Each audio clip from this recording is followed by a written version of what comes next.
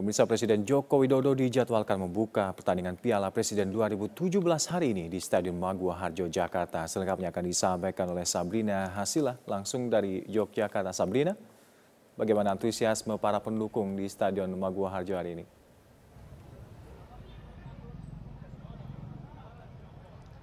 Ya, antusiasme para pendukung yang akan menyaksikan pertandingan perdana Piala Presiden 2017 sudah sangat terasa di sini. Bisa terlihat dari banyaknya pengunjung yang sudah memadati area Stadion Maguwo Harjo, Yogyakarta pada sore hari ini.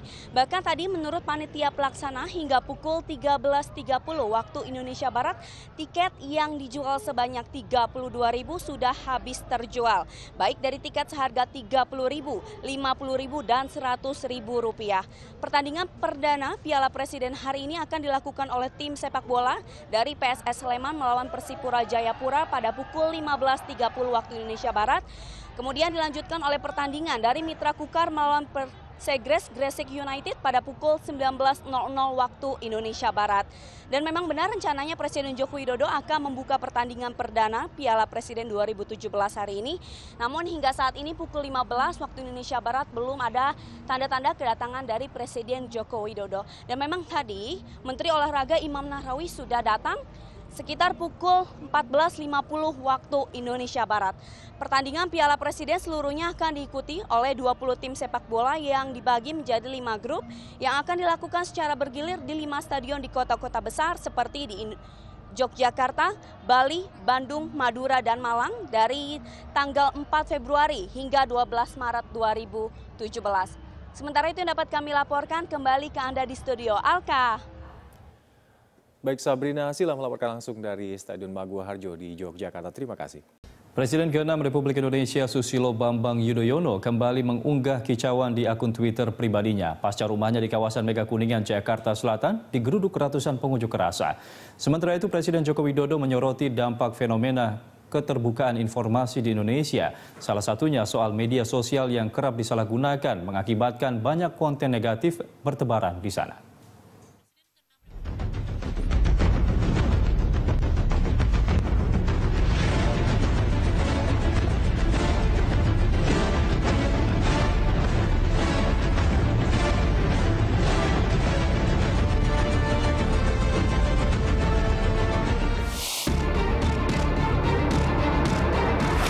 Presiden ke-6 Republik Indonesia Susilo Bambang Yudhoyono kembali mengunggah kicauan di akun Twitter pribadinya. SBY memberitahu followersnya bahwa rumahnya di kawasan Mega Kuningan, Jakarta Selatan digeruduk ratusan orang pengunjuk rasa. Menurut SBY, mereka menggeruduk kediamannya di kawasan Mega Kuningan, Jakarta Selatan sekitar pukul 14.30 waktu Indonesia Barat. SBY menuliskan, unjuk rasa tidak diperbolehkan menyasar rumah pribadi. Dirinya juga mengatakan tidak ada informasi apapun dari polisi mengenai unjuk rasa itu. Lebih jauh, SBY bahkan menyinggung Presiden Joko Widodo dan Kapolri Jenderal Pol Tito Karnavian. Massa yang datang menggunakan 11 bus besar dan 2 kopaja itu dituding sebagai bagian dari provokasi dan agitasi terhadap mahasiswa. Mereka antara lain menyebarkan selebaran bertuliskan menolak dan lawan isu SARA dan seluruh upaya adu domba rakyat serta tolak dan lawan organisasi radikal yang anti Pancasila. Beberapa saat kemudian, massa membubarkan diri sekitar pukul 14.45 waktu Indonesia Barat sesaat polisi datang. Pasca berkicau di Twitter, hashtag saya bertanya menjadi trending topik. Beberapa netizen mendukung, beberapa diantaranya menyatakan wajar dan tak sedikit yang menyayangkan tulisan SBY tersebut. Presiden Joko Widodo akhirnya menanggapi secara santai pernyataan Presiden ke-6 Susilo Bambang Yudhoyono soal aksi unjuk rasa ratusan orang di kediamannya. Presiden menyebut dirinya juga berharap mengajukan pertanyaan yang sama, seiring munculnya hashtag saya bertanya di microblogging Twitter yang sempat menjadi trending topik. Namun terlepas dari itu, Presiden Jokowi melihat persoalan bangsa lebih baik dibicarakan secara tertutup dan tidak diumbar di media sosial. Ya kita ini kalau semua soal ditanyakan kepada Presiden dan Kapolri, ya kan semua kan bertanya, Pak. karena ada Twitter, saya bertanya pada Presiden dan Kapolri, semua jadi bertanya sekarang. Saya lihat banyak pertanyaan tentang segala soal. Nah terus saya sendiri tanyanya ke siapa?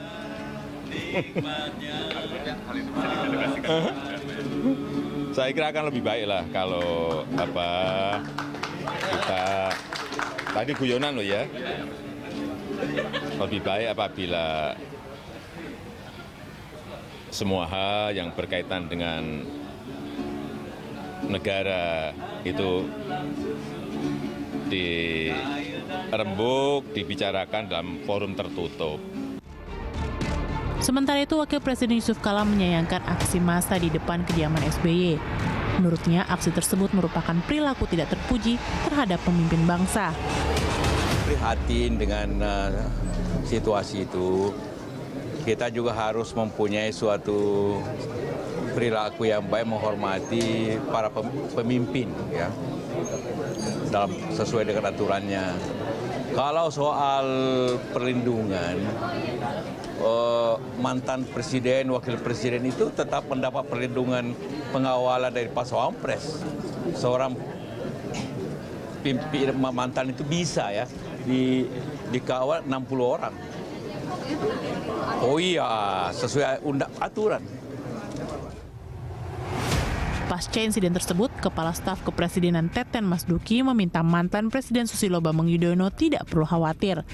Pasukan pengamanan presiden yang disiapkan negara mampu mengamankan semua mantan presiden beserta keluarga. Sedangkan terkait munculnya dugaan aksi unjuk rasa digerakkan pihak tertentu, pihak istana membantahnya. Tidak ada provokasi itu. Itu kan terbuka, pertemuannya mahasiswanya ratusan begitu, 1000 lebih gimana. Siapa yang berani melakukan provokasi di depan umum segede gitu? Kan pidana. Hak lah, kan sampai sekarang juga mantan-mantan presiden itu dapat pengamanan kan dari pemerintah. Saya kira bukan isu itu. Jadi nggak perlu dikhawatirkan gitu ya? Ya iyalah, menurut saya sih nggak usah dikhawatirkan. Karena itu kan kewajiban negara melindungi mantan-mantan presiden. Mengetahui rumah SBY digeruduk mahasiswa, Polda Metro Jaya langsung melakukan penyelidikan. Polisi menyebut aksi tersebut tidak berizin. Sejauh ini polisi belum menahan seorang pun peserta aksi. Polisi hanya menyita sebuah mobil yang berada di lokasi kejadian. Rumah Bapak SBY ya, kan 100 meter dari kediaman. Itu sesuai dengan pasal Undang-Undang Nomor 9 tahun 98 tentang penyampaian pendapat sudah terlaksanakan oleh pemerintah bubarkan. Karena tidak memberikan pemerintahan dari Indonesia kita bubarkan. Kalau mobil sendiri Pak sudah diketahui Pak milik siapa Pak mobilnya? Ya, karena kalau yang punya berarti akan nyari nanti. Kita simpan di Polda. Pasca digeruduk massa, suasana kediaman SBY di kawasan Mega Kuningan, Jakarta Selatan berjalan normal. Tidak ada penjagaan ketat, hanya beberapa petugas tampak berjaga-jaga. Sebelumnya, Presiden ke-6 itu sempat mengeluhkan adanya dugaan penyadapan, seperti disebutkan tim kuasa hukum Basuki Cahayapurnama di persidangan. SBY kemudian meminta aparat penegak hukum dan Presiden Joko Widodo bersikap. SBY juga menyatakan keberatan jika disadap. Yang baik pengacara maupun Pak Ahok mengaitkan nama saya dalam persidangan tersebut. Oleh karena itulah saya ingin menyampaikan semua itu secara gamblang. Menyikapi isu penyadapan, Kapolri Jenderal Pol Tito Karnavian menegaskan kepolisian tidak melakukan penyadapan terhadap Presiden ke-6 RI Susilo Bambang Yudhoyono. Tito bahkan siap dipanggil Komisi 3 DPR terkait bergulirnya isu tersebut, hingga memunculkan wacana hak angket. Yang jelas tidak ada Polri yang melakukan penyadapan terhadap Bapak SBY. Yang jelas tidak ada. Saya tegaskan di situ. Kalau dipanggil DPR siapa? Siapa itu? Nggak ada masalah ya Pak? Itu nanti setelah nanti memang kita akan ada rapat dengan DPR dan Komisi 3. Joko Widodo dengan Presiden ke-6 RI Susilo Bambang Yudhoyono penuh dinamika.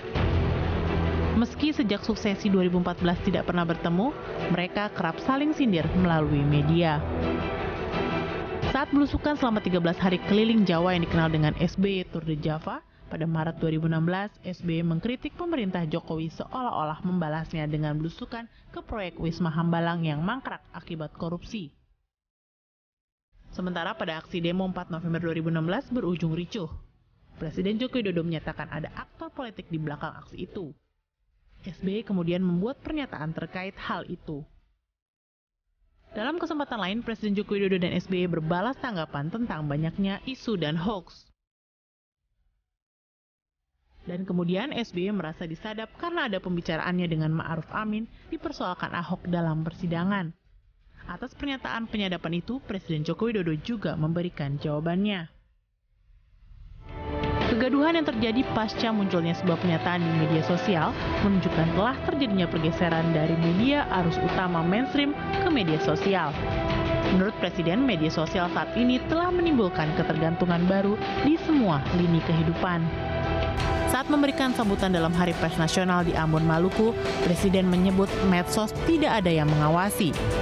Sedangkan media mainstream lebih bisa diajak berdiskusi. Kondisi itu semakin mengkhawatirkan seiring maraknya pemberitaan hoax di media sosial.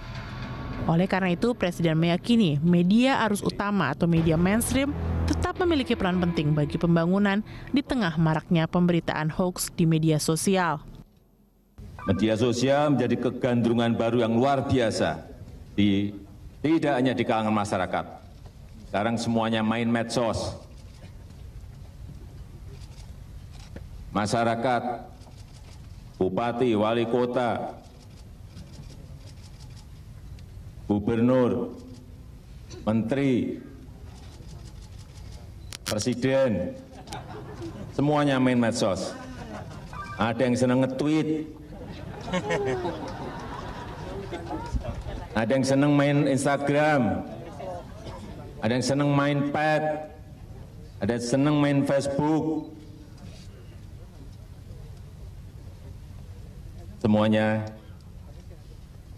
gandrung media sosial. Berkembangnya media sosial merupakan dampak keterbukaan yang semua negara menghadapinya. Hanya saja harapan agar media sosial tidak memberikan dampak negatif masih sulit terwujud ketika berita hoax merajalela. Namun seiring waktu, pemberitaan hoax juga akan mendewasakan bangsa Indonesia. Masyarakat akan mampu memilah berita mana yang benar atau tidak. Menurut Direktur Populi Center USEP S. Ahyar, upaya memerangi berita hoax akan jauh lebih bijak jika disampaikan dengan pernyataan yang baik. Caranya, dengan mengajak pemerintah, masyarakat termasuk kader partai memerangi berita-berita bohong maupun fitnah. Kini, semua pihak memang harus ambil bagian untuk menghadirkan kedamaian di bangsa ini, termasuk mengatasi penyebaran berita hoax.